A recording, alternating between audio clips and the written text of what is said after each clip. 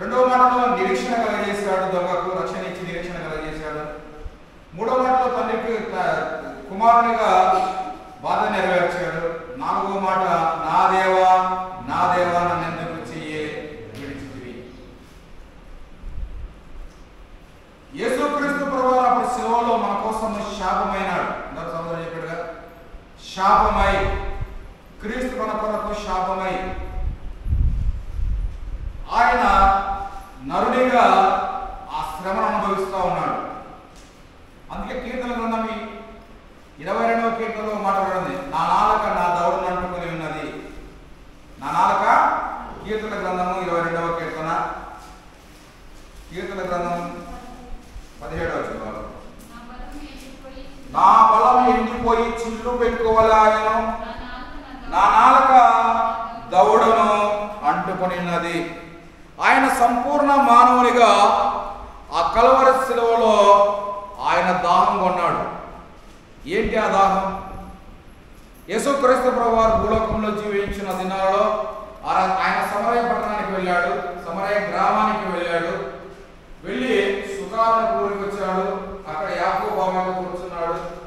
అక్కడ సమరయ స్త్రీ నీళ్లు చేదుకున్నకు వచ్చింది. ఆమె తన దాహము తీర్చుకున్నకు బావిలో నీళ్ళ వద్దకు వచ్చింది. యేసు ప్రభు కూడా ఆమె దాహంతో ఉన్నాడు. ఆయనకు ఏ దాహం చెప్పండి? ఒక వ్యక్తిని రక్షించడానికి కోసము సముద్రము దాటి వచ్చాడు. ఏ వ్యక్తి కోసం వచ్చాడు? ఇందా చెప్పుకున్నాము,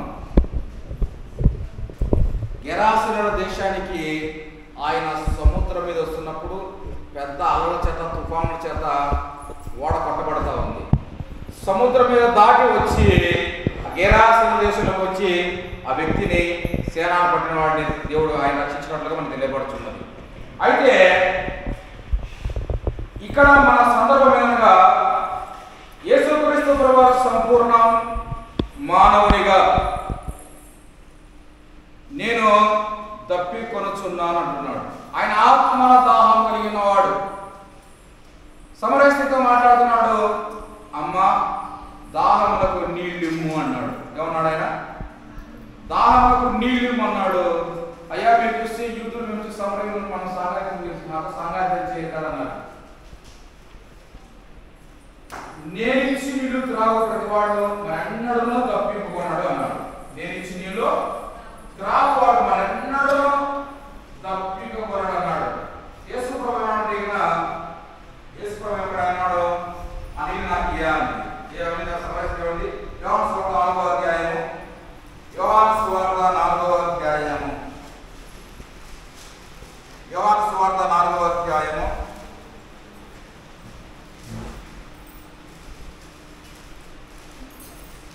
7వ వచనం. సమరయ స్త్రీ ఒకటి నీళ్లు చేదుకున్నట్టు అక్కడికి రాగా యేసు నాకు దాహం నిమ్మని ఆమెను అడిగాను. 10వ వచనం.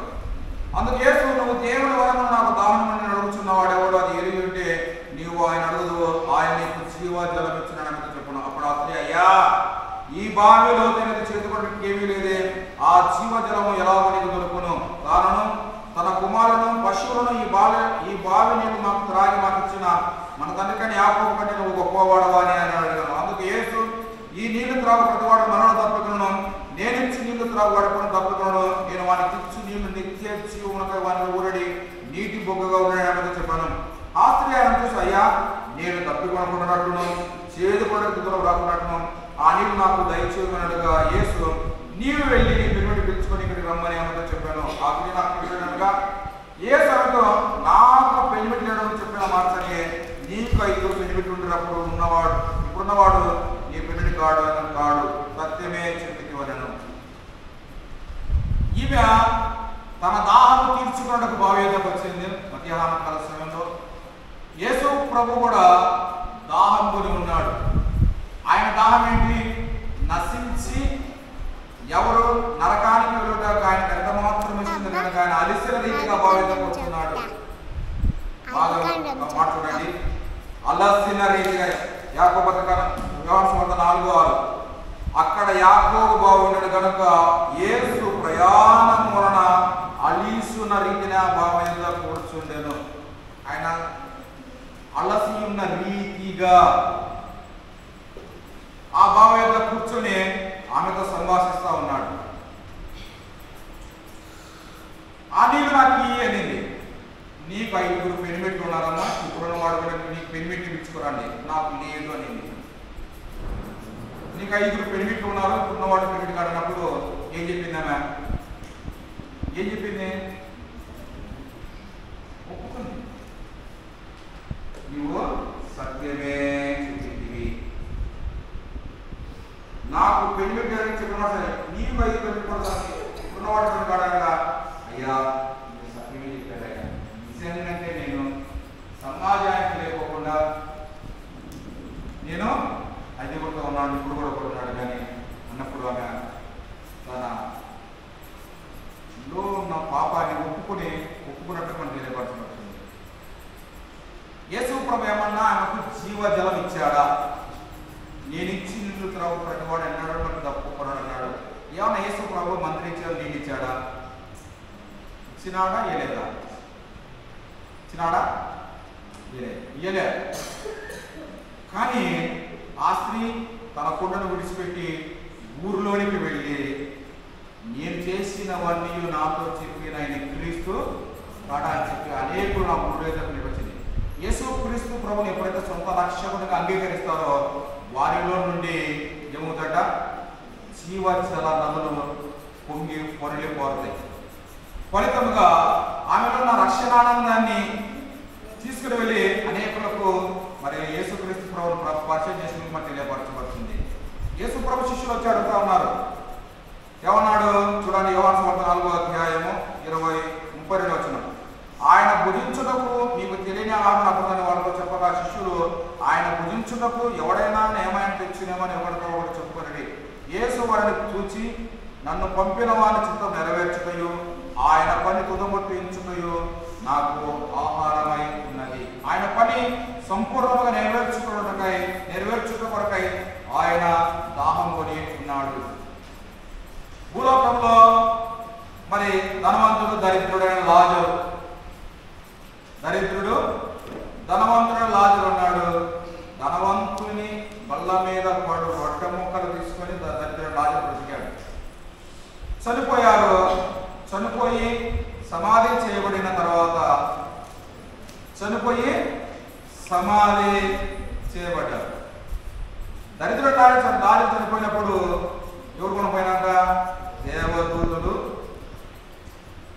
యోహాను సువార్త 16వ అధ్యాయం, లూకా సువార్త 16వ అధ్యాయము 22వ వచనం. ఆ దరిద్రుడు చనిపోయి దేవదూతల చేత అబ్రహాము ఆనుకుని కొనుకోబడిన. ధనవంతుడు కూడా చనిపోయి పోతపెట్టబడను. అప్పుడు పాతాళమును బాధపడుచు కన్నులెత్తి దూరం నుండి అబ్రహామును రొమ్మున ఆనుకుని లాజరును చూసి తండ్రి అయిన అబ్రహాము ఆయన కనికరపడి తాను వేలుకొని నీళ్ళలో ముంచిన 4 తలాలు లాజరు పాపము నేను ఈ అగ్ని జ్వాలలో ఆధారపడుతున్నానని కేకలు వేసి చెప్పాను. నీవు నేను ఆ అగ్ని జ్వాలలో యాత్రపడి తాగడానికి ఒక చుక్క నీరు కూడా దొరకని ఆ అగ్ని ఆరని పురుడు సావని ఆ అగ్నిగుండంలో మనం యాతన పడకూడదని నీకు నాకు జీవజలం చుట్టు కొరకై ఆయన దప్పికొని ఉన్నాడు. ఆ దప్పిక తీరాలి అంటే ఆ సమరస్థితి అంటుంది నువ్వు సత్యమే చెప్పితివి. కాబట్టి మన ఆధ్యాత్మిక జీవితంలో ప్రభువును సొంత రక్షకునిగా అంగీకరిస్తే జీవజలమును బుగ్గల ఎదురుగా నడిపిస్తాడు. ఎక్కడ తీసుకెళ్తారంట? ప్రకటన గ్రంథము 7వ అధ్యాయము 17వ వచనం. ఏలైనగా సింహాసనం మధ్య ముందు గొర్రెపిల్ల వారికి కాపరి జీవజలముల బుగ్గల ఎదురుకు వారిని నడిపించును. దేవుడే వారి కన్నునట్టు ప్రతి బాష్పను తుడిచివేయును. నీకు జీవజలము, జీవవృక్ష ఫలాలు, జీవజలం దొరకాలంటే ఇలా ప్రభువును సొంత రక్షకునిగా అంగీకరించాలి. యేసుక్రీస్తు ప్రభు వారు పలికిన 7 మాటలు అమూల్యమైన మాటలు. హెబ్రీ పత్రిక 1వ అధ్యాయంలో 1వ వచనంలో మాట రాయబడింది. పూర్వకాలమందు నానా సమయంలోనూ నానా విధములుగాను ప్రవక్తల ద్వారా మన పితరులతో మాట్లాడిన దేవుడు యుగాంతమందు కుమారుని ద్వారా మనతో మాట్లాడు. ఆ మాటలు మనకు నిత్య జీవాన్ని కలగజేస్తాయి. ఏం కలగజేస్తాయి? నిత్య జీవ కాబట్టి ఆయన తప్పికొన్నాడు. నీ కొరకు నా కొరకు మనం తప్పికొనకుండా జీవజలమును సొంతము చేసుకోవాలని. కొద్ది వాక్యాన్ని